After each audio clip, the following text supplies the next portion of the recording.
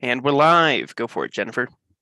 Great. Good evening. Thank you so much for joining us this evening. We are here for a neighborhood meeting to discuss the Kanemoto Estates, also known as Somerset Village project in Southwest Longmont. Dallas, if I could have my presentation.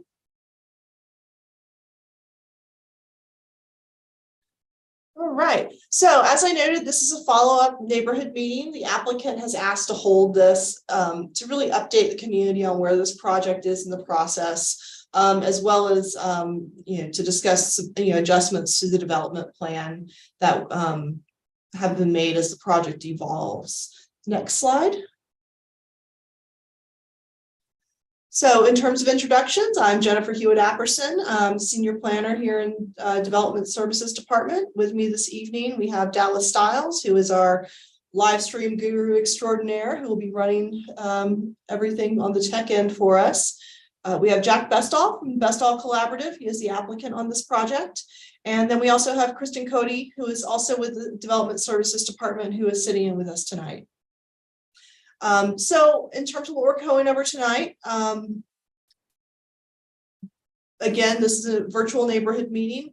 This is a follow-up meeting. This is the applicant has already done his required neighborhood meeting for this project. So this is an optional supplemental meeting that he is asked to do. We're going to talk a bit about the process and where this project is in the process. Mr. Bestall will give his presentation on where things stand from his perspective. And then we'll talk about what the next steps will be, at which point we will open the floor up for comments and questions. Next slide. So if you've been in on these meetings before, this slide probably looks familiar. These are our instructions for comments and questions. There will be, this information will be posted again when it's time to call in. So we will have take a 5-minute break when it's time to call in. We'll have this information posted, and that 5-minute break will give people time to get in the queue so that they can make their comments and ask questions of staff and the applicant when that time comes. Next slide. So just to, as a reminder, we're talking about this 40.5 acre property over like I said, in Southwest Longmont. It is on the east side of Airport Road, immediately south of the Clover Basin neighborhood. So this is currently an unincorporated parcel in Boulder County. The request is to do a comprehensive plan amendment, as well as annex the property into the city and give it city zoning. So this is an unincorporated Boulder County, but it's important to note that it is within the city of Longmont's planning area. It's within our growth area. Basically, it is the southern boundary of this parcel lines up with one of the southern boundaries of our growth area for the city of Longmont. So just to make that clear. So one comment or question I've received a lot is that there is a conservation easement through this property. And yes, there is a conservation easement through this property held by Boulder County. It is really more of an agricultural conservation easement than anything. But the other thing that's important to note is that this is not a perpetual easement, which means it's not a permanent easement. This was intentional on the part of the county. And the fact that this is not a permanent easement is also reflected on the Envision Longmont future land use map, in that properties that have these types of permanent protections tend to be designated parks, greenways, and open space on the future land use map and indicated, and this is indicated by the color green. And this property does not have that designation. Next slide. So just to give you a little bit of an overview of the process, City Council heard an annexation referral for this property back in 2001. Mr. Bestall met with our Development Review Committee in February of 2022 to go through and detail the process for this. The first neighborhood meeting was held in March of 2022. Following that meeting, we did ultimately receive an application for this project for annexation, comprehensive plan amendment, and zoning. We've done 2 cycles of review with the Development Review Committee. This review is ongoing. Staff has not yet made any final recommendations, nor have we scheduled any public hearings at this point. We are awaiting a resubmittal of this application for additional review by staff. So the red on this slide is basically where we are. So tonight we are having our supplemental neighborhood meeting. Also going on is the consideration by Boulder County of the release of the conservation easement on this property. Once staff has determined the application to be that it satisfies all of our requirements, once all of our questions and comments have been addressed, once the county has released the easement, then we will schedule public hearings for Planning and Zoning Commission as well as City Council. Those meetings have not yet been scheduled. And so I don't have, and because we still have some moving parts going, I don't have a timeline for when those meetings will be scheduled at this point. Just to note that the applicant continues to work with Boulder County Parks and Open Space to release this conservation easement. I've been in communication with the county staff who have advised that they've come to an agreement with the applicant, subject to certain conditions, including compensation for the loss of this space. Typically, the county would use these funds to acquire additional open space. So this is part of how the county addresses these easements that are not permanent. They can be sold, and then they use those funds to purchase additional open space. So the agreement to release this easement must be approved by the Boulder County Planning Commission as well as the Boulder County Board of County Commissioners. County staff is still working on a timeline for these hearings, and will let City of Longmont staff, specifically me, know when this is determined.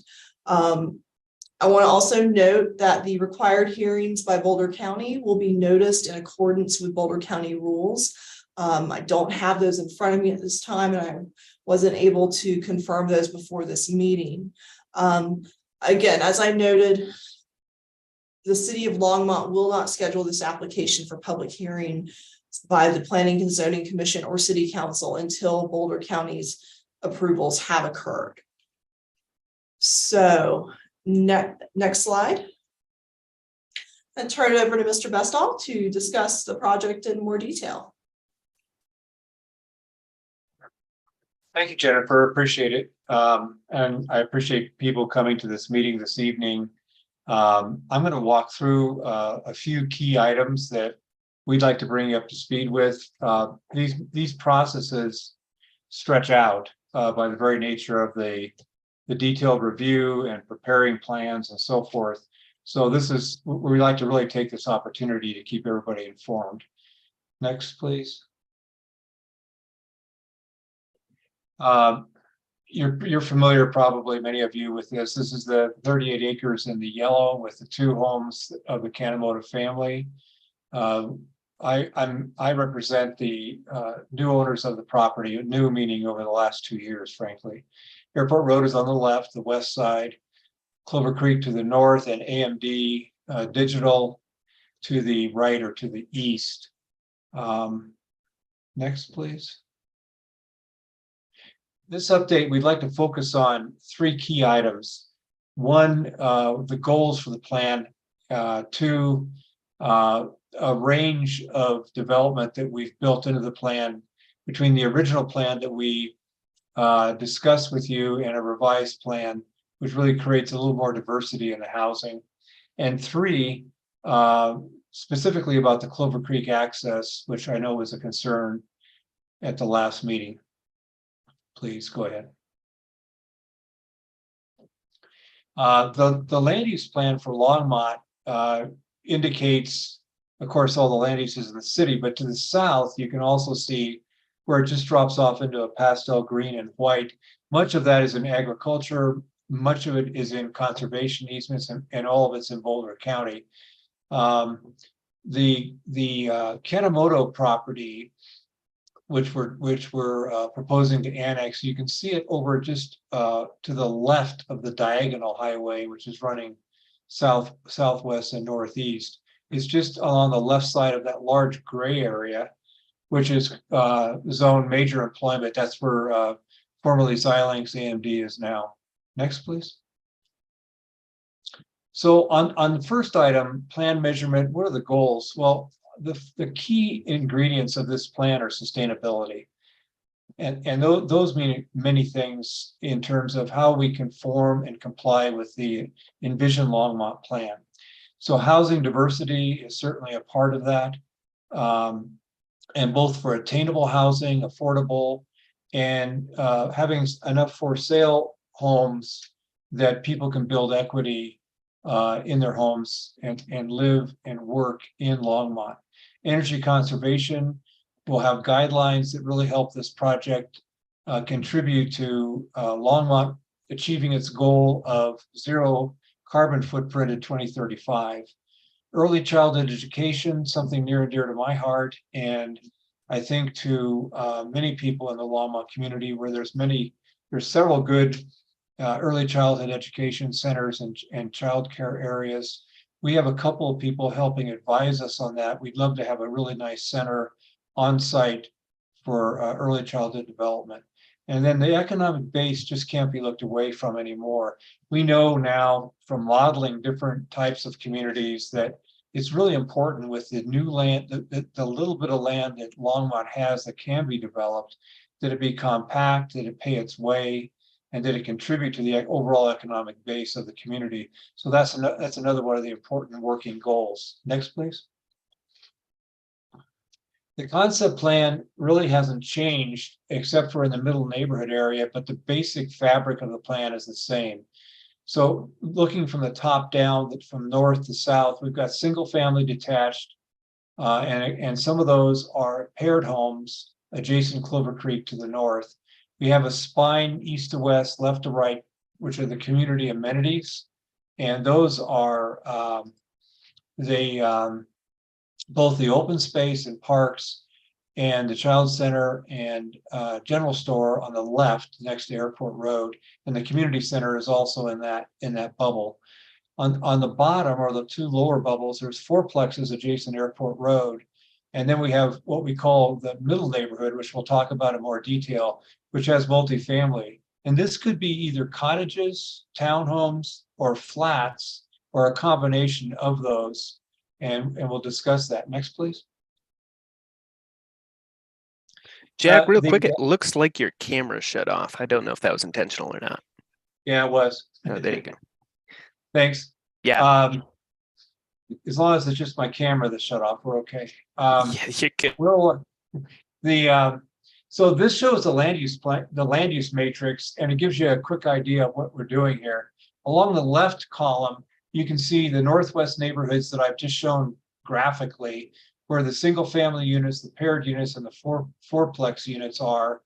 And then in the middle neighborhood, cottage units, townhome, and flat units. Across the top gray bar, you'll see that the original plan had about 15% open space, and this plan has about 20% open space. It also drops some density or some units in the north neighborhood on the revised plan column on the far right. And that would allow, that's kind of a mitigation to providing additional townhome and flat units in the revised plan. So the way this works really is, if you look at the second gray column that's going left to right, there's a range of about 339 units to about 426 units. This could be a combination of cottages and townhomes, could be flats, but this gives us a lot more flexibility, both in terms of the time it takes to get a plan approved and developed, but as the market conditions seem to be changing almost yearly now over the last 10 years. It also will allow us to deliver more affordable, attainable type houses and more diversity of houses altogether. What's really, I think, unique though is in either case, looking just below the second gray bar down, it's 8 dwelling units per acre or 10 dwelling units per acre. In either case, the 8 dwelling units per acre is similar to the homes that are to the north in Clover Creek.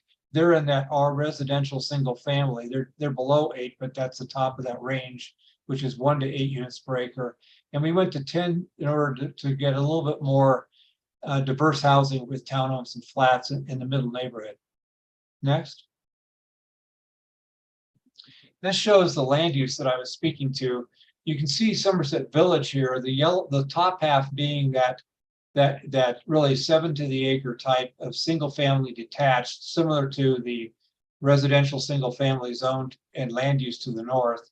And then the green swath going left to right is the open space and community amenities.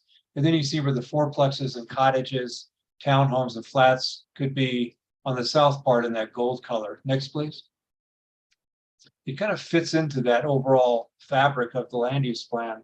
The illustrative plan shows this in more detail. We thought it was important that we indicate what this really could look like, because it really is very similar, for example, to the residential to the north, and it has a lot of amenities and open space integrated into it. Next slide.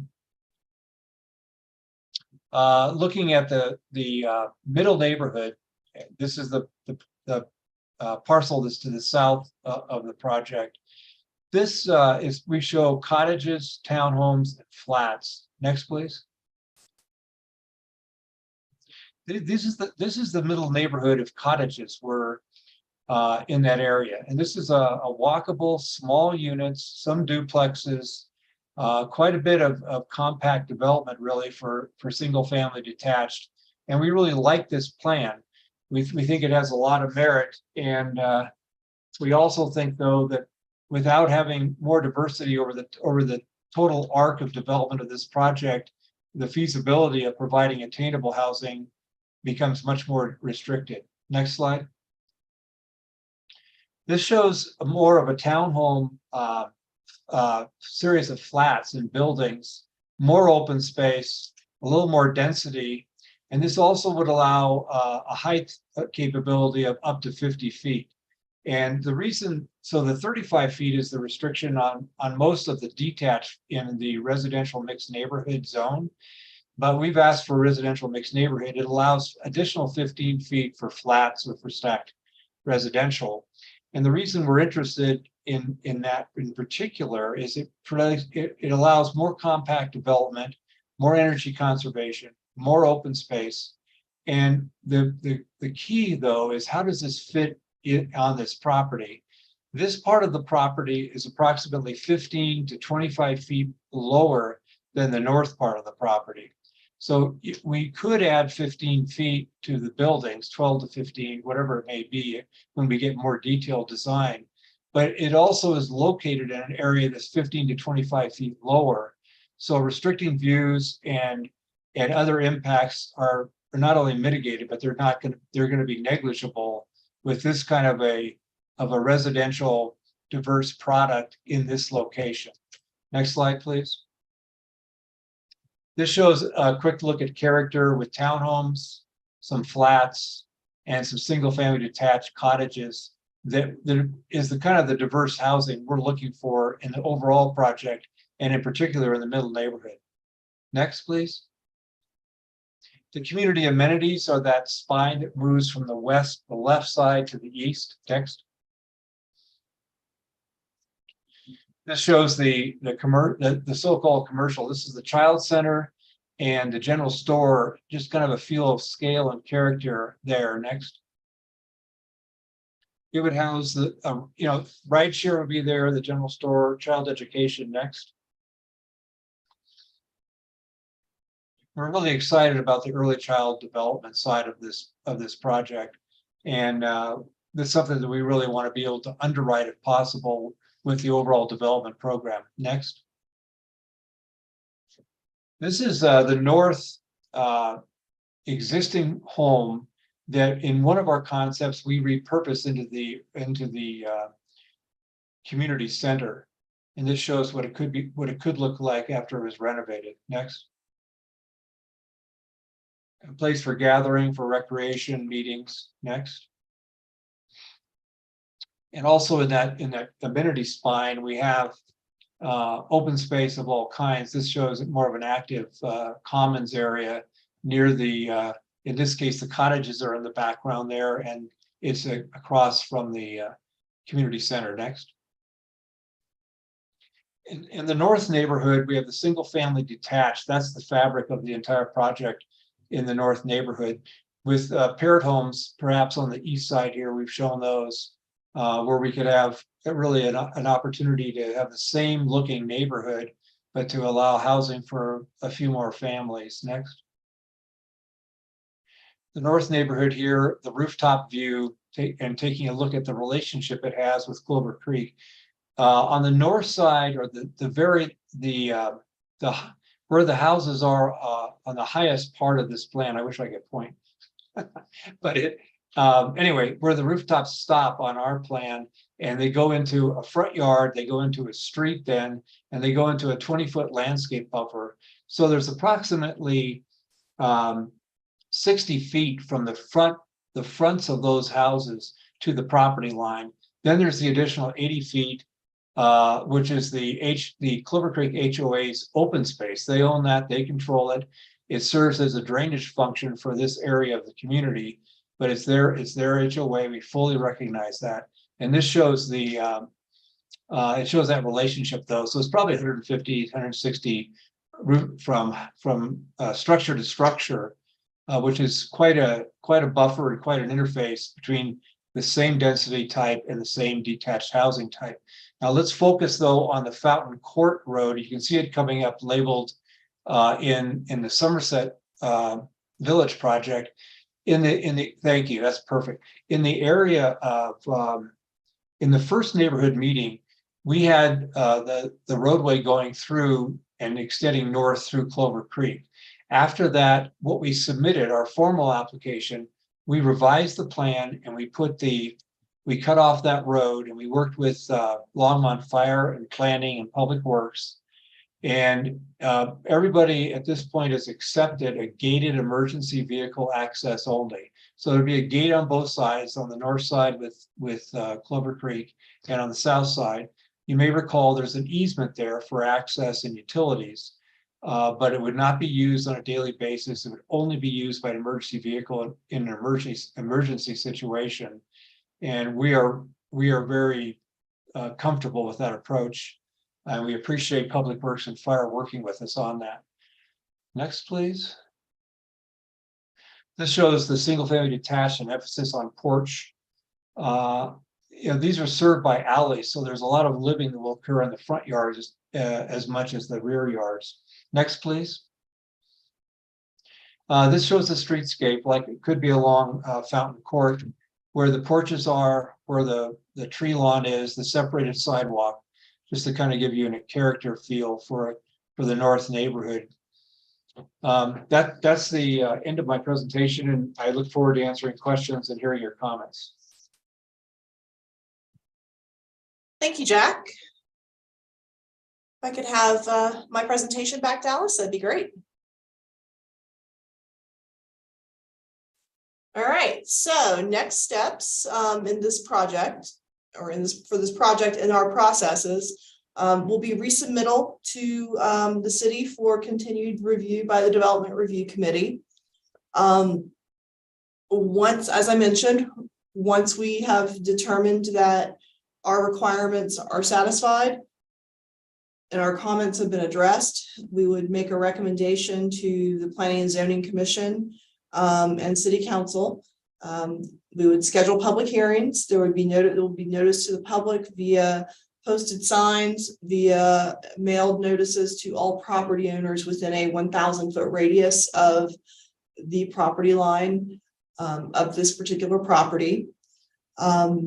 And again, as I noted, public hearings won't be scheduled until the county releases the conservation easement, and also until the Development Review Committee has completed its review of this project.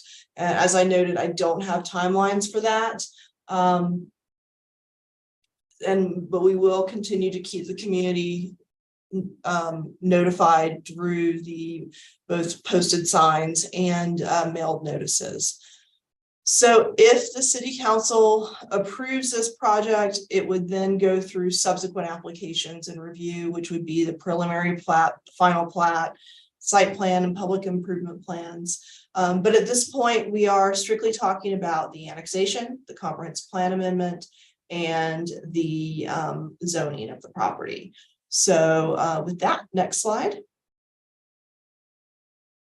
Let's see, I can go ahead and go to the next slide. I already addressed that. All right, so we're getting ready to go into public comment. We have some ground rules for public comment. First is 3 minutes per speaker. We use the same standards as city council. When you are called on to speak by Dallas, state your name, where you live. We do ask that you keep the questions and comments related to the current project and proposal at hand, and rather, not necessarily talking about traffic on other streets or things of that nature. Just keep it to related to the current proposal.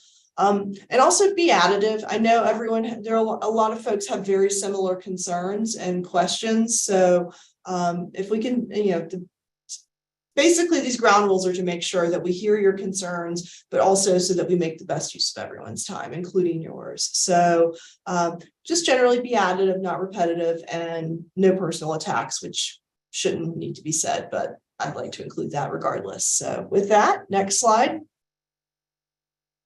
All right, Dallas, I'm going to let you take this one. Sure thing. So right now we're going to start a 5-minute timer. For those that would like to call in with a comment or question, you will dial the number 1-888-788-0099. When you're prompted, enter the meeting ID 861-1513-1120. You'll be put in our queue. After the 5 minutes are up, you'll be accepted in. And we will go through making sure that you mute your live stream. And as Jennifer said, I'll ask you your names and addresses, and we'll have 3 minutes for you. So with that, we're going to start the 5-minute timer, and we will see you here shortly. Feel free to call in.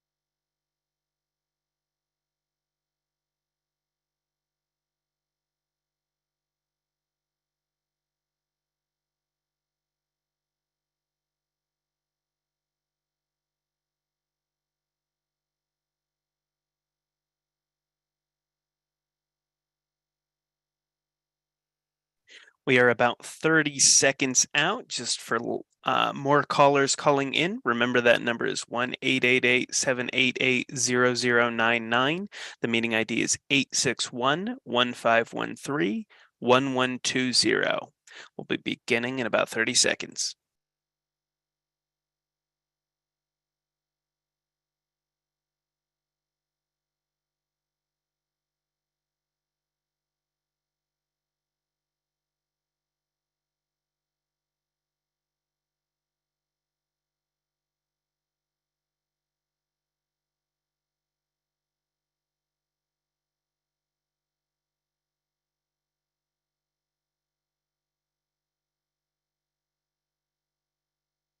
We are going to start taking some callers. So give me just a second. I see we got one person that snuck in at the last second there. Callers, this is a reminder that we're going to ask for your name and your address as we begin. You'll have 3 minutes. And to make sure right now that you mute your live streams before you're calling in. So you should be able to hear us on the phone. Make sure you're listening to that so that we, when we call you by the last 3 digits of your phone number, that you're able to respond and we're not getting a weird feedback loop. With that, our first caller is with the last 3 digits 441. Caller 441, would you please hit *6 on your device to unmute? Hello, can you hear me? Yes, we can. Would you please state your name and address? Great. My name is Julia Cooperswaite. Our address is 3320 Feather Reed Avenue.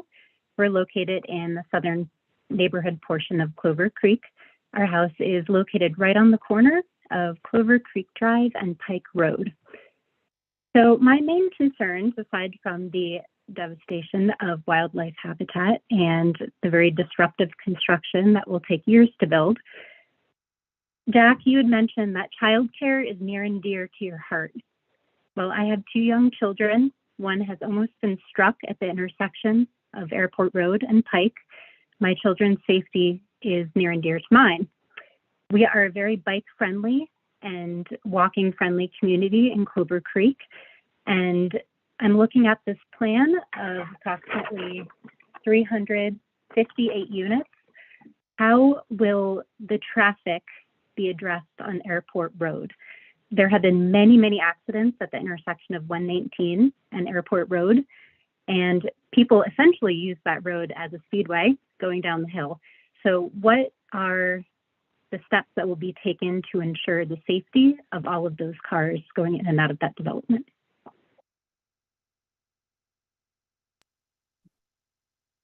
Thank you. We'll be answering and responding to questions as a lump at the very end. All right, that we're going to go to our next caller. So caller with the last 3 digits 633. Caller 633. Would you please hit *6 on your device to unmute? Hello. Hello. Jason Woods, address is 3700 Box Elder Drive. Thanks, Jason. My question is, my question is, I'm looking back at the records from Boulder when they approved the TDR for this property. And it says that the density would be 1 unit per acre, 38 units on 38 acres. This new plan, the new proposal is for 426 total units, which is more than an order of magnitude more than what was previously approved. How is it that you can bump up the number of units that high compared to the original approval? Hey, Dallas, I'm going to jump in on that. So you referenced the TDR agreement. City of Longmont and Boulder County did have a TDR agreement regarding this property. I believe that that agreement has expired, so the terms would no longer apply to this property. How would I get information on that? I'll just suggest shoot me an email and I will see what I can find. Believe we have this agreement in our files, so I just need to pull it up and I can send it. Okay. If I could just say a word here. I think, and I'm not sure that, I know the documents, I'm not sure exactly which one, but I think that's it's referring to the number of TDRs that can be yielded on that property. So there would be 38 TDRs. It doesn't necessarily refer, I'm not sure, I shouldn't say it doesn't, but I'm not sure that it's referring to the land use. The comp plan will be amended if you know, this plan were to be accepted in the city of Longmont from a 1 DU per acre to whatever, you know, the new plan might be. But you know, that, so it's really I think it's a function of time. I think it's a function of what we're facing now in terms of sustainability and housing. And I think it's also a function of cost to work on this project. That's the quick, you know, that's kind of a thumbnail from our perspective, in order to provide housing and so forth. And do you mind, Jennifer, if I jump back one on the safety issue while I'm talking? Sure, go ahead. I don't mean to interrupt the process. I want to hear from people. I think the question was, the individual has young children, is worried about their safety and so forth. A couple things. One, this project, we've done a traffic study, and there's no question there would be an increase in traffic. And I also know Airport Road well enough to know about the speeding you're referring to. One of the things that happens with this project is a signal will be placed on Airport Road. That'll be the main entrance. There'll be another right in, right out to the south. So I think that signal will be beneficial. It's not like a traffic calming device, but it's very beneficial for that long length of speedway, if you will, on Airport Road. In terms of trails and bike paths and so forth, I know that we've gotten feedback from some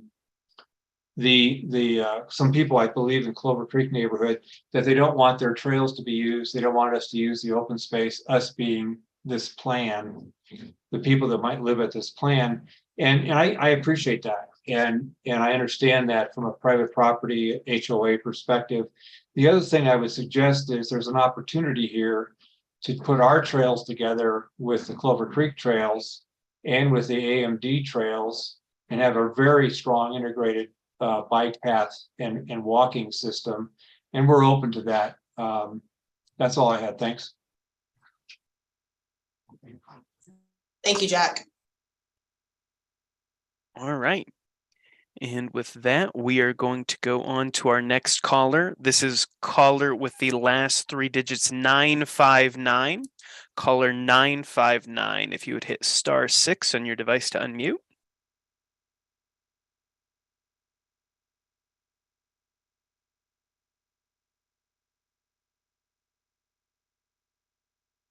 Caller with the last 3 digits 959. Would you please hit *6 on your device? Can you hear me now? Yes, we can. Thank you. My name is Tom Warnke. I live over at 1903 Clover Creek. And I got 2 questions. I was wondering if Jack had an actual timeline from like everything goes through approval and whatever, first day of breaking ground until completion, and like the order in which they might do that. I wonder if he has any details on that. And my second question is regarding the access road between the 2 neighborhoods. And he mentioned right at the end that it's not going to be used as a normal throughway for regular traffic, which I definitely appreciate that that's a commitment that he's made. But I'm wondering a little more on the details of what that access point is going to look like. Is it going to be a paved road, or is it going to be more like like a trailhead style, natural park, where it's a sort of, you take the curb out, put it more accessible so it's easier for a vehicle to get in, but then leave it as mostly grass, because we know they're not going to, hopefully there won't be too many needs for emergency vehicles, right? So if it's not going to be used too much, why pave it up? So those are my two questions. Thank you very much. Thank you. We will go on to our next caller then. Caller with the last three digits 438. Caller 438, if you would hit *6 on your device to unmute.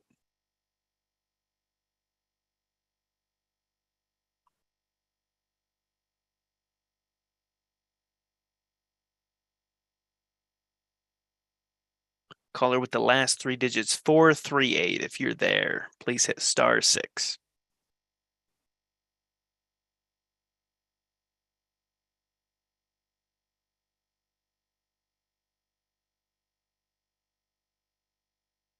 Okay, we'll come back to 438. We're going to go on to 291. Caller with the last three digits of the number 291. If you would hit *6 on your device to unmute. Hey there. Can you hear me, I guess? Yes. Okay. Yeah, my name is Vic. I live at 1910 Clear Creek Drive. With regard to the during the construction, I would like to know what the current plan is. We're drawing utilities, sewer, water, electricity, gas, all that. Are you going to come down Fountain Court in that direction? What's the route that's being planned there? Because if you are, that means a lot of disruption of city streets for quite some time. Secondly, I know you've moved up the maximum units, and that just means more people. And looking at your chart, the spacing of your units nearest Clover Creek, it appears that the lanes in between those units are fairly narrow. And when you compare across the street to Wild Rose, yes, Wild Rose, you're going side of the house, those are pretty close. However, there's a large street. The streets here on the Clover Creek site are much bigger. The net density per acre, how we're going to measure it, is lower, I think a lot lower than what you guys are thinking about doing. Finally, I want to know, it was proposed at one point, or by the neighborhood here. How about taking the entry road and the access for the utilities from over by Fordham around the what you call it, I don't know what's the name of it now, and building is called now, and has been dropped consideration. AMD or AMD, whatever it is over there. Yeah. Jennifer, I know we want to wait to the end, but maybe I could respond to the last two, do them two at a time or something. Sure, we can do that. It's going to be it's a stream of consciousness here. I appreciate the questions and comments. I'll take the one before this first. The timeline for phasing development and the design of the road access. I can't really give you a timeline. I wish I could, but basically we would start, most likely we would have to start a little bit in the north, and we'd have to start and we'd have to do some work on the south as well. And it's likely, and I'm this is my concept. It's not something we have ironclad, because I expect it'll take us probably another year and a half, maybe two, before we could get started, just in terms of design review and so forth. So, things change quickly these days, but I think that this ties to the next questioner about where are the utilities coming from and so forth. We've done some initial work on infrastructure. I think that we would loop at least water to the Fountain Court alignment, but we're also looping to the airport road side for water, and we loop to the east to AMD for water. Sanitary sewer is probably unlikely to go north. There could be some north if we think there's capacity there, but it would probably most likely go southeast. Power is coming from the northwest corner over by Airport Road. So those are some of the things we're working on. Runoff drainage is all going southeast. So I think, you know, I would be happy, we can do these things without being disruptive. And I think that the way we put this together will be, you know, I don't think it's going to be a big juggernaut. It's going to be done in phases and carefully done, and dust control and all those things that are necessary.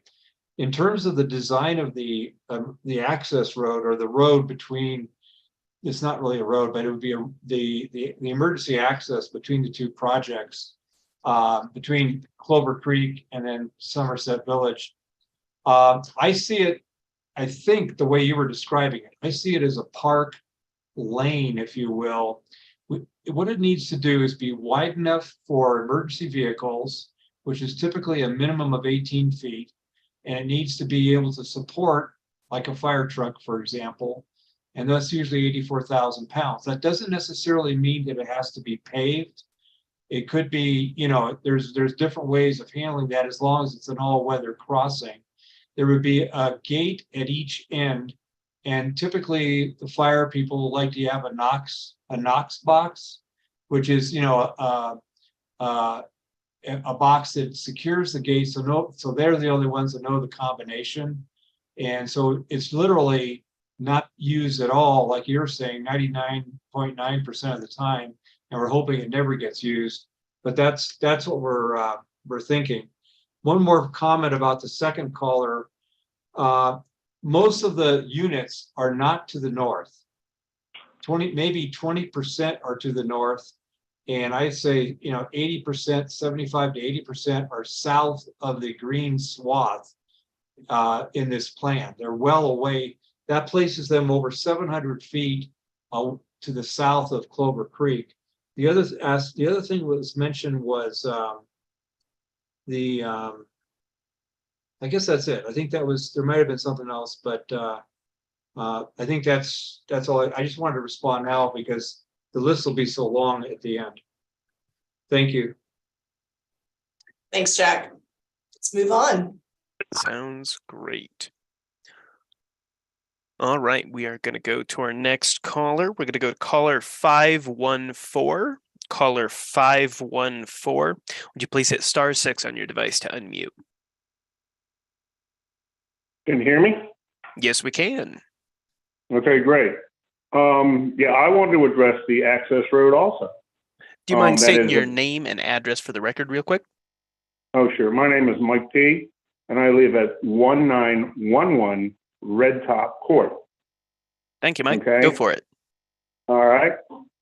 I would like to know, since Jack's already admitted that the land belongs to Clover Creek South, are we going to be compensated in any manner for that land, you know, building a quote unquote road on there, or access road, whatever they want to call it? And will that road be built before the project starts, or will it be the last thing they do?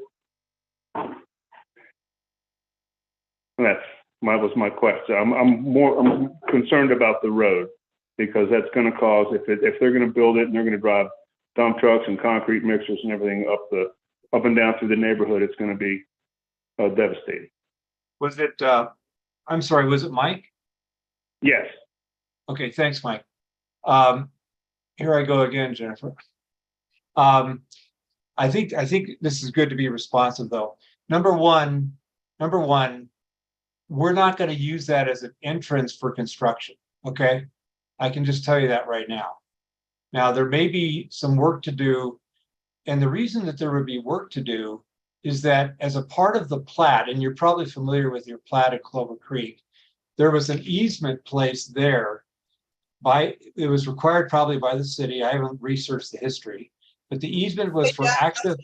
I'm going to share my screen because I do have the plat pulled up that shows that easement. Okay, thanks. It was the plat shows this access and utility easement. Yeah, you can, Right. yeah, there it is. Yeah, you can see it there. So I think was it easement reserved for future right-of-way, I think is, but it was also for utilities. And in my discussions with Public Works, and we've been working on this project for over 2.5 years, it's never been our interest to be disruptive to Clover Creek. And the reason that this came up and was shown in our original plan was that the city had always planned to have it for access. And they had always thought it was important to have a secondary access out of Clover Creek here and to tie water, to do a looping water system, which is what they do for fire safety and for redundancy in their system. So I can tell you that we're not interested in driving dump trucks and everything else through the neighborhood. We'll come in from Airport Road. There may be some construction that's necessary, but as I've already indicated, and I don't want to just do the same information, but I'm thinking it's going to be limited to the width of a fire, what the fire and emergency responders need, and it's going to be gated on both sides. And I've done enough park plans in my short career to know that it can be done very tastefully without it being disruptive to your trails, to your HOA.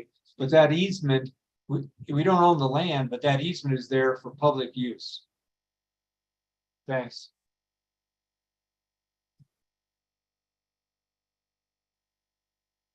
Great. And with that, we will go on to our next caller. So caller with the last 3 digits, 549. Caller 549, if you would hit *6 on your device to unmute, please.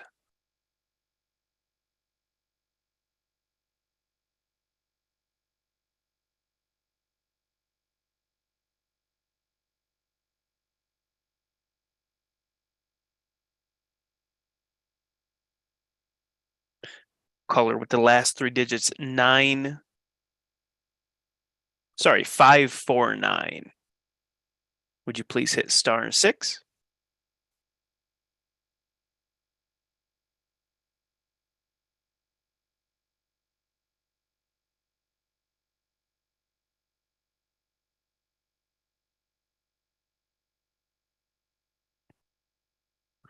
All right, we're going to go on to our next caller. We'll come back to you, 549. We're going to go to caller 990. Caller 990, I see you have your hand up. If you hit *6, you should be able to unmute now.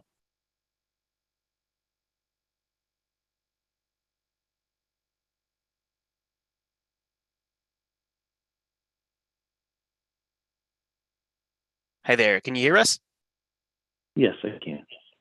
Great. Would you please state your name and address for the record?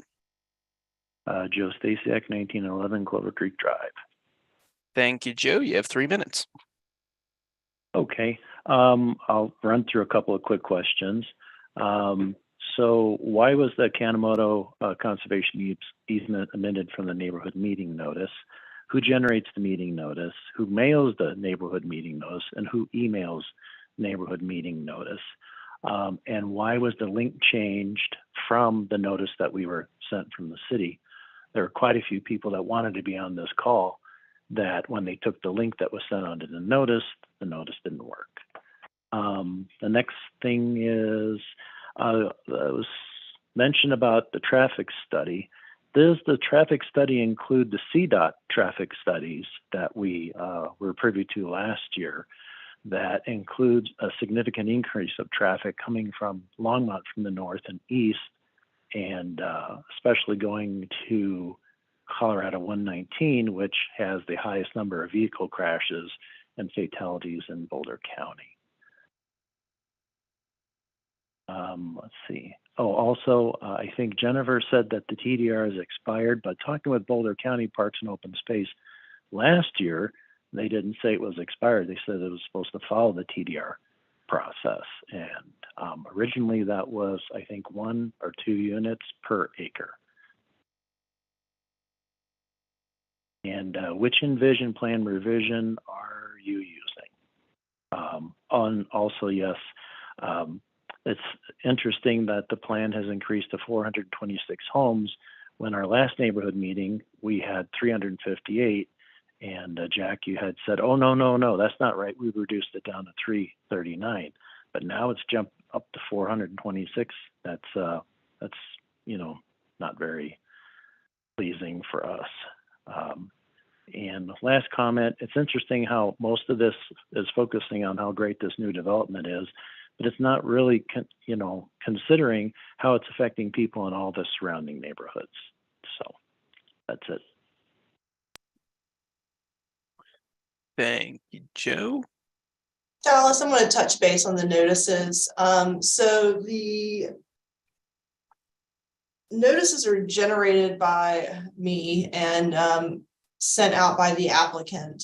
So the link for the video live stream that I always use is a fairly generic link to the city's YouTube channel, simply because the specific meeting notice link may not be generated until closer to the meeting.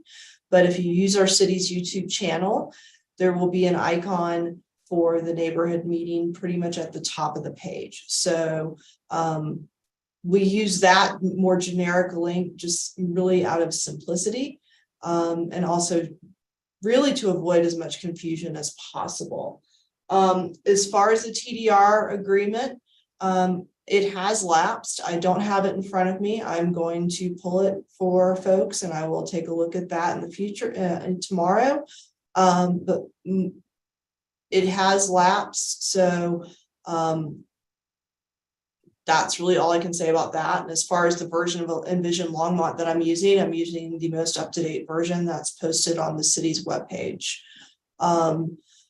The conservation easement may not have been referenced on the notices simply because that is a county process and not a city process. So, they are related, but they are separate processes. So with that, let's go to the next caller.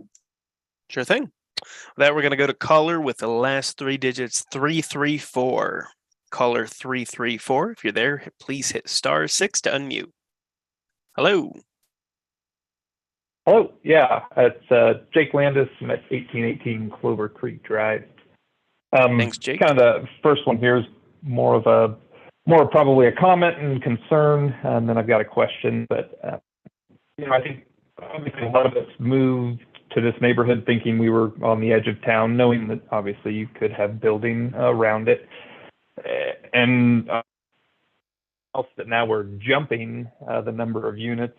I'm curious as to how the city views putting what I consider high density housing on the outskirts of town. Another kind of related comment to that is obviously I have a house bordering the neighborhood, so I have a trail right beyond my back fence. And if I just start doing math, I mean, when we start talking about how many residents would be there, is it 1,200? Is it 2,000? Is it more? I'm quite comfortable with the amount of traffic right beyond my fence today, but obviously that would ramp up exponentially with this project. And then one of the last things I wanted to ask about, the slide deck had some very popular words in it about sustainability and affordability. I mean, I think the sustainable choice wouldn't be throwing up 400 units. But I guess my question is when we talk about affordability, am I to understand that there's some sort of clause in this project that an investment firm couldn't just buy up all of the apartments in the neighborhood and rent them and it just be a renting community? Is that something that the city would have the power to do? Because otherwise, I don't see how you could assure that it's affordable housing and not subject to the same thing we see everywhere else with new housing developments. And that's all.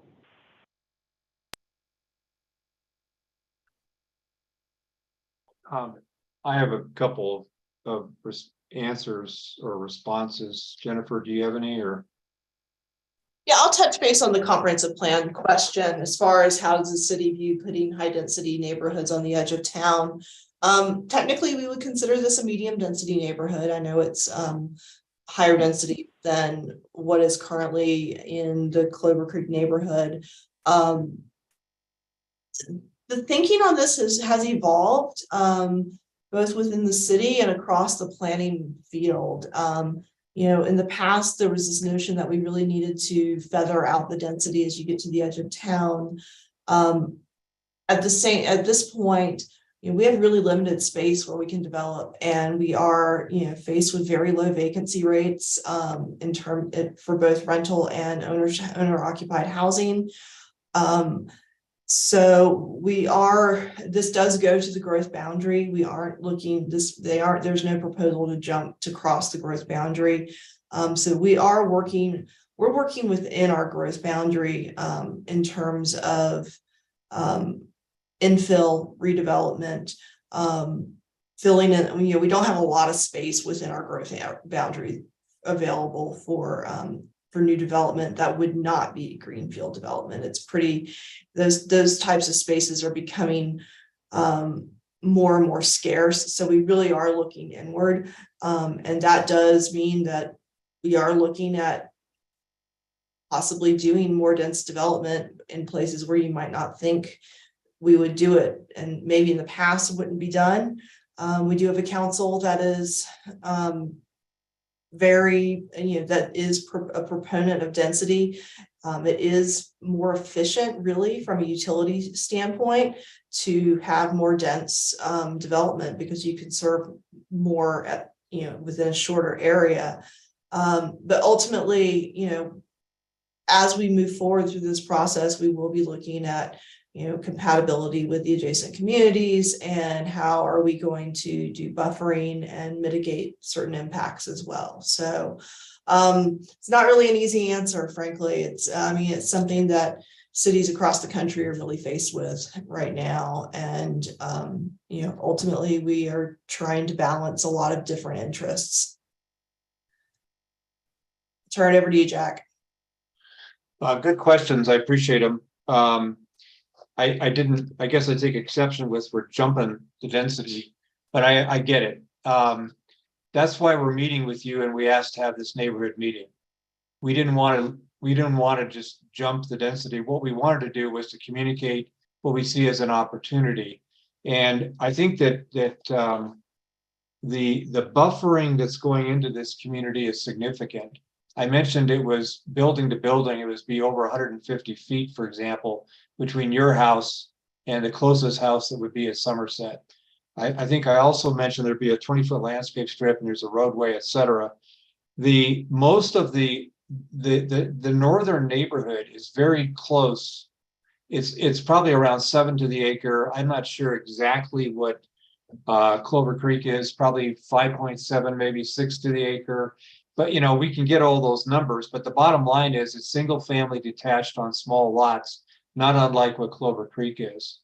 Again, maybe 3/4 of our residential is halfway down the property, and is at an elevation that's 15 to 20 feet below the north end of the property.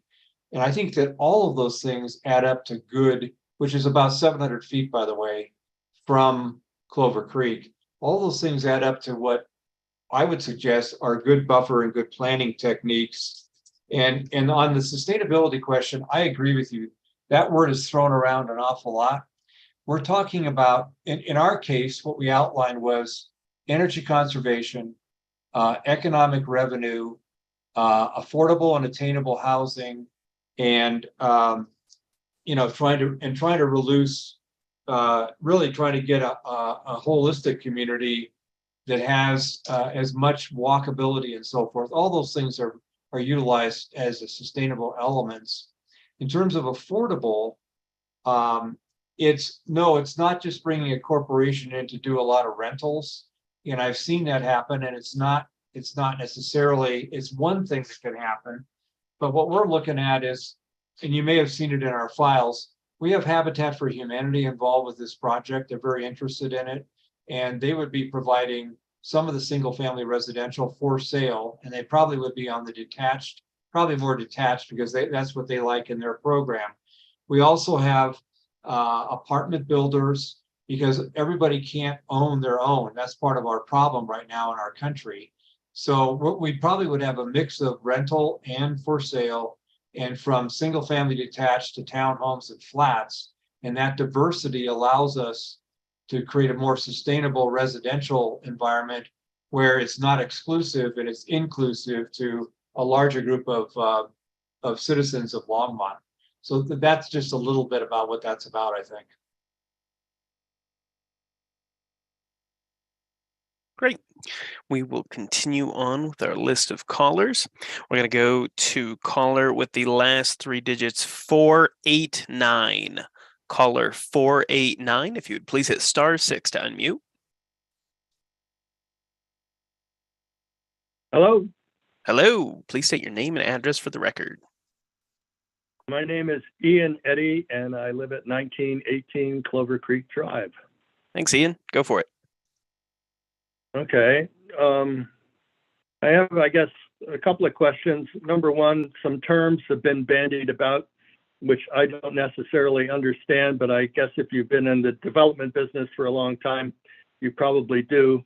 Could somebody define what paired housing is and what flats are? That's one thing. Another question I had is, what will be the constructive impact on the southern Clover Creek area?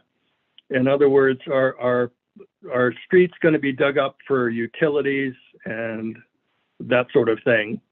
And another thing I had about the access, instead of going through a residential neighborhood, has any consideration been given to making the access off Fordham through the AMD southern road that they have there into their parking lots?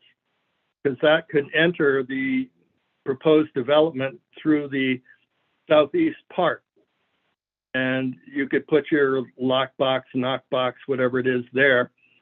And considering it would possibly only be used in emergencies, I don't think you'd have to be concerned about high usage. And that would leave our little places off Bluestem alone. So I guess those are my questions.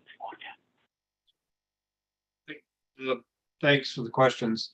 I can relate to you on a couple areas. One is we are planning what emergency vehicle access to the east to the AMD property. So that's also in the mix. I just didn't mention it today as part of the plan. So but that's also happening.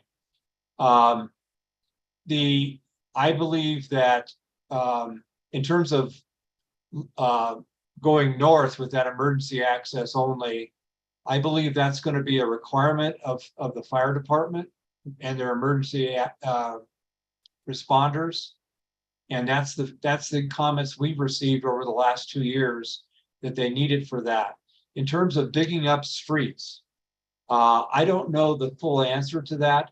I know that it's likely we'll make a water connection, and I don't know that we will necessarily have to dig up too much of anything in the neighborhood, but it's just too early to tell. You know, we're probably, I don't know, 8 months away from starting to do more detailed design, if in fact this were to be annexed. And I could answer that question much better then when we get into the plat and construction document design. And that'll be also reviewed in public. And we'll have to have a phasing plan and a construction management plan, which will be very helpful. But we'll do everything we can not to impact Clover Creek. That's, you know, that goes almost without saying. Okay, paired housing and flats. Sorry. Yes, paired. Paired is a term of art now for duplex, 2 units in one structure. And flat is like a stacked condominium. Like you might have 3 levels where the townhome is not going vertically like a walk-up, but it's a stacked flat where the units would be horizontal, so they'd be on each floor. So that's what a flat is. That's what I use before. Okay. Thanks for the reminder. So the flats are like 3-story units. Each living unit is a flat on one level. That's correct. Okay. Okay. I guess I'm too old. I knew what duplexes were. Well, I don't think you are. I think it changes jurisdiction to jurisdiction. I've started using, see, if I said condominium, people sometimes know that that's on one floor, but it's not always on one floor. And that's more of a real estate comment, less of a what the building form is. So I share your confusion. Okay. Well, Hey, thank you. Hey, Dallas, I just want to jump in real quick. Because there had been a number of questions and comments about the transfer development rights agreement with Boulder County. I did some quick research, and on Boulder County's website, they have this TDR agreement expired in 2016. So it has not been in effect for quite some time. Great. Thanks, Jennifer. And with that, we're going to go and get to our last two callers. Caller with the last three digits, 438. Caller 438. If you would hit *6 on your device to unmute.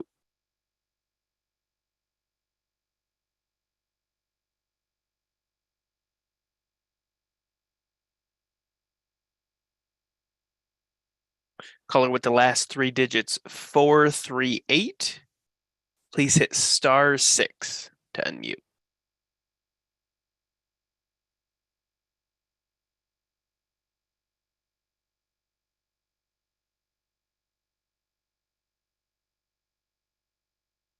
Hi there. Hi, I had called earlier to the my name is Joseph Lee, 5240 Bella Vista Drive. I had called the planning department earlier, and I was told that the development was bringing in its own water, and it would not require any city water. I'm concerned about the utilization of limited resources we have in Longmont. If you look down Clover Basin, you still see essential services at the school district have not been met. I just see this as overdeveloped, and people in Longmont will be just bulldozed over by another developer.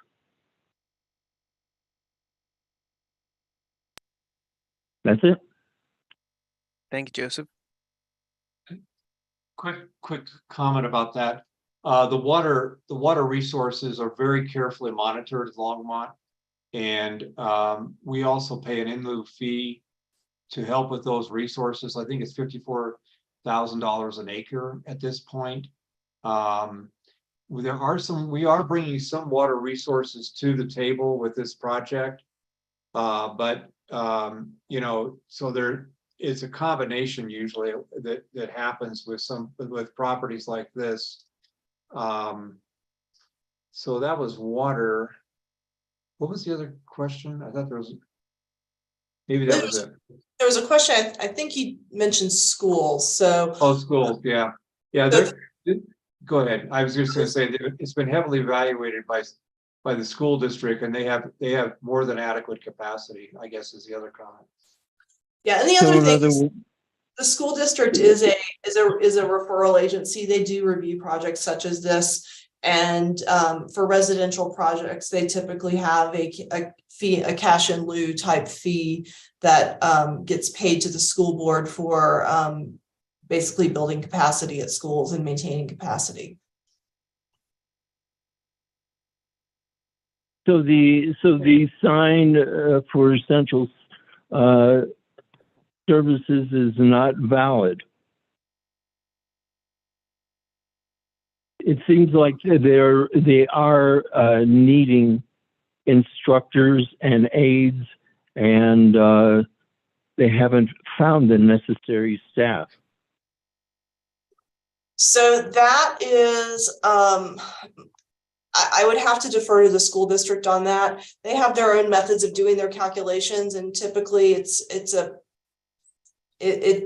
less about teacher need. That's a very real need nationwide, and especially in Colorado. but the fees that are paid to the school district would go towards things of that nature. I mean, capital cost, ongoing operations and maintenance. I would need to defer to the school district to really specifically address that. But all new residential development does go through school district review, and there are methods that are, typically it's like a fee in lieu type situation where there's a payment to the school district to offset impacts. So it's a complicated issue. I really understand that. But it's something that, we do that is taken into consideration as these projects move forward. Well, I am still concerned that you haven't addressed the fact that when I had called the planning department this afternoon, they said that the project itself would be bringing in more than adequate water supply. And it appears that that's not the case. And I'm just concerned that there are other resources that go hand in parcel with this type of development, public services, public safety, etc. And have these costs been included when considering a project of this magnitude? Sure. So I can't speak to, I wasn't the person you spoke with earlier today. So typically, I suspect what was intended to be said was that the project would be paying for its own water. It wouldn't just be getting a free ride. And that's what Mr. Bestall alluded to as far as with paying they have to pay what's called water rights. And it's not an inexpensive thing that gets paid for. So when it comes to water, typically they pay water rights into a bucket essentially, and Water Resources uses those funds to ensure that our water supply moving forward and in the future is adequate. They take water supply planning extremely seriously and are constantly monitoring what the availability is and really trying to stay ahead of that. Frequently also, if they're with annexations, if there are existing water rights with a piece of property, those would then get transferred to the city. So that's probably what is being referred to as well. But basically, all development has to pay its way. Whether it's with schools, roads, water supply, other utilities, etc. The city basically isn't going to subsidize development in terms of the utility costs as a general rule. As well as public safety. Public police, safety is also fire. Police and fire. So we do have public safety is part of the development review committee, and they are reviewing and commenting on plans from the very, very beginning. It is definitely not an afterthought. And I can tell you that public safety concerns really frequently drive the form that development takes, because their concerns and their needs are very heavily weighted. Okay, I appreciate it. Thank you for your comments. Mm-hmm. Thank you, Joseph.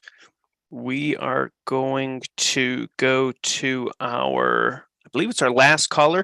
If there are other callers that have follow-ups, I don't believe anyone else had used their full 3 minutes. You can have 1 minute of a follow-up if that's needed. You just hit *9 to raise your hand. But right now we're going to go to our last caller. Last caller is 549. Caller with the last 3 digits 549. Would you please hit *6 to unmute? Hello. Hi, I'm Cheryl Stasiak, 1911 Clover Creek Drive. I have a couple questions. You mentioned a traffic study earlier. Is there a way if I sent you an email I can get a copy of that? Sure, we can definitely send you that. And my contact information will be on a slide at the very end. Okay. My other question is, I don't remember seeing anything about parking for the child care center or the store. Did you have plans for parking within the community? So at this level, we're not getting at the level of detail yet to identify exactly the number and location of parking spaces. However, we do require that parking be provided on site. The specifics of where on site it would be provided we aren't there yet. That would come at a much later stage in the development process. We are at a very high level of concept review. So Okay. so we're really looking at the big picture at this point. When we get into more detail with the plating, et cetera, then we'd get to that level. Jack. And Jennifer is correct in that assessment. However, we do have a parking layout right up, as a part of the illustrative plan. I just didn't get into the detail this evening about parking lots. So yeah, we've studied parking for the entire project actually. But I said, like Jennifer says, we're at the concept level, but there's a layout there that includes parking. Okay. My final question, there was a question asked earlier about the CDOT traffic study. That would be, I think it's the Safety and Mobility Improvement Project with CDOT. Has that been factored into this development?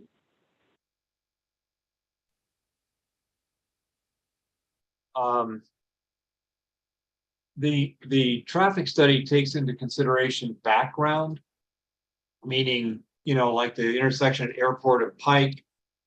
I don't know specifically about the intersection at the Diagonal and Airport, but what we do is we're required to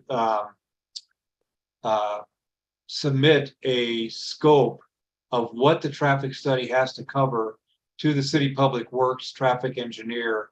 They establish what intersections we need to have traffic counts at, and then those are incorporated into the traffic study.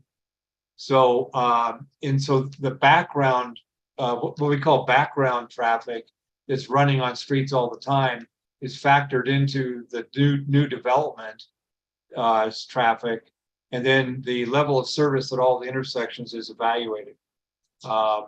So I don't know about Diagonal. I can't answer that specifically, but I would think that our traffic engineer is pretty well abreast of most of the CDOT studies. Okay.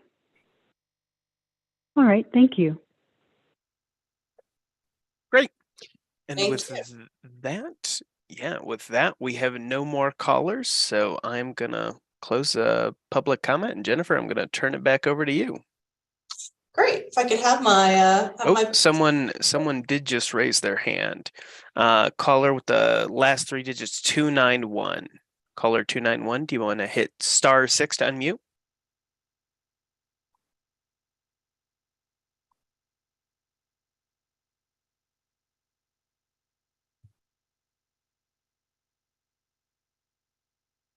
I believe that is Vic. Vic, if you're there, do you want to hit *6 to unmute, please?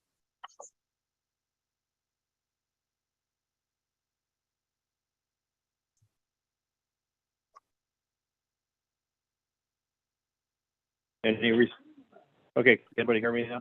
Yeah, go for it, Vic. You got 1 extra minute. Okay. Yeah, I want to get back to this Fountain Court thing. Even if you're just laying water through there, just exactly, I guess it's just one of the utilities would be water. But the fact of the matter is, if you do that, you still got to tear the street up. And the question is, how long would it be torn up? And will it be repaved back to the original state right away, or would it all be delayed? And I'd like to hear an answer to that. Vic, I think I said this earlier to you or to another caller. I can't give you good specifics of what is necessary to do what will be required of us by Public Works and the City of Longmont at this stage. As Jennifer said, it's conceptual. However, I can tell you that if a street or a part of a street is necessary to, like, what I know would be the minimum would be to get the hookup with the water line, which is right there at Fountain Drive, for example. That one seems to be an obvious one. So that would be dug up, and it would be, and then the connection would be made, and it would be replaced. The pavement would be replaced as is, and in a lot of times it's beyond what the asphalt cut is. It goes out to a larger area. So I'll be able to answer that a lot more carefully and more constructively when I know what the design is and what's necessary. And I think that's at least 12 months away from now. But if you send me your email, I think my contact, or send it to Jennifer, whoever, I can keep you in mind. And as we get closer to this over the next year or two, I can be more responsive with more specifics. Okay. And most of our contact information will be shared here before we end. Just a second. That's right. Okay, we have one more hand raised. I believe that's 334. If you hit *6 to unmute. Caller 334. I think that's Jake. Yeah, Jake. Thanks for the engagement here, Jack. One other question to tag on to something you had mentioned. You said something about Habitat for Humanity being involved in the project. Is this development, are we starting to talk about a subsidized housing community here? Or kind of why would Habitat for Humanity be involved in the project? Well, there's several reasons. I don't know. I mean, I think maybe when you use the word subsidized, are you thinking Section 8 housing or something? Well, I know that's one version of subsidized housing. I'm just curious because I've never heard of the Habitat for Humanity being involved in a new build project like this. They're very involved with infill projects and greenfield projects. They're doing a project in Longmont right now, for example, and we've been working with them back and forth. So the quick answer is yes, we want them to be involved. They have written a letter of support and they want to be involved, and that's where we are, because we need to go through the annexation. We only have a concept plan, et cetera. But the city of Longmont, for the last 4 or 5 years, has realized that housing, maybe even longer, but in the vision plan, they realized that housing, now it's kind of a big idea all across the country. Housing is a critical element to its livability, to its sustainability economically, and to being able to have families that live here, have their kids live in Longmont still, as well as employees live in places where they work. And that's one of the big things that we've been, like, there's a committee called Prosper that works on nothing but trying to figure out how to deliver housing that's attainable, it might be, or affordable, and in the community. And there's a big effort going on right now. We have several projects where there's affordable housing, and we see that as a key element of this project as well. The city has what they call the inclusionary zoning ordinance, and that requires 12% of the units that you develop be affordable. And that means 80% average median income or less. And they can be developed on site, or you can pay an in lieu fee for them to be somewhere else. I mean, to be to the city's housing authority, or you can develop them off site. There's options there. But I have to say that it is a big part of the effort that the city of Longmont's leadership, Boulder County now, I mean, most jurisdictions are very heavily involved with. And it's important also to note that Habitat for Humanity does ownership. They do owner occupied. They do a for sale product as well. Right. But again, it's at this stage, it's still very preliminary, and our inclusionary housing ordinance would need to be complied with. But there, as Jack mentioned, there are a few different methods for doing that. Great. I see we have another hand raised. So let me see here. That is caller 549. Caller 549. I believe that's Cheryl. If you'd hit *6 to unmute.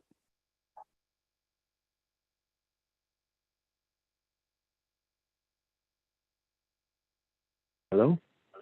Hello. Hi. Joe Spacek, 1911 Clover Creek Drive. I had a bad connection before. I could hardly hear when I was talking. You know, we're talking about affordable housing, and I just heard the discussion about, you know, having kids, parents having their kids live in the city. But it's interesting because over the last months, I've had quite a few conversations with people who used to live in Longmont that over the last 5 years have left because the quality of life has gone down, because the traffic congestion has gotten so much higher. And it doesn't have the feel like it used to have, and especially on the south side, which is just directly east of our development, just east of our neighborhood, over there by the community college. The traffic there is horrid, and the CDOT project is going to change some of the traffic flow, which affects Airport Road and 119. So I guess my question is, if the traffic study doesn't include any of the CDOT planning, which comprises everything around the city, it kind of seems like the traffic study isn't including all the right factors. So I know, Jack, you said that the traffic department tells you what intersections you're supposed to include, but I just want to make it a point that, you know, traffic is a big concern. Congestion is a big concern. If you were on Main Street or Ken Pratt this morning at 8 o'clock. Hey, Joe, we've got you at over a minute here. If you mind saying your final comment, please.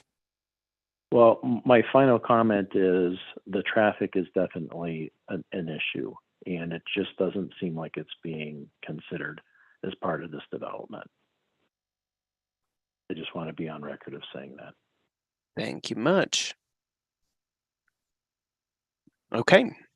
And with that, it doesn't look like we have any more callers or hands. So Jennifer, we're gonna close it, and I'm gonna pull up your info. Great. So yeah, just to follow up a little bit, you know, we do require a traffic study. We do require, you know, there are improvements that would be required as part of this project, traffic lights, etc. So traffic is definitely something that gets taken into account as well. So with that, I'd like to thank everyone for their time this evening. Thank you for your thoughtful questions and comments regarding this project. My contact information is Jennifer Hewitt-Apperson, and my number is 303-651-8439. And my email is jennifer.hewitt-apperson@longmontcolorado.gov.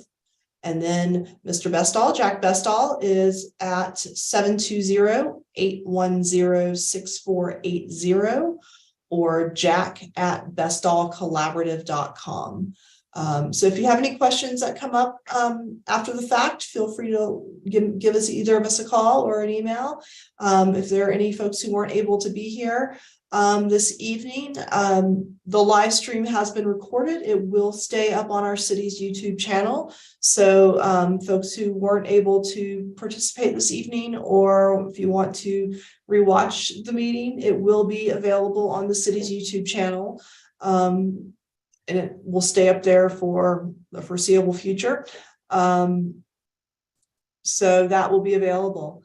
Otherwise, feel free to reach out if you have any further questions. I'd like to thank Jack for requesting this meeting and having the supplemental meeting. I think this has been very helpful.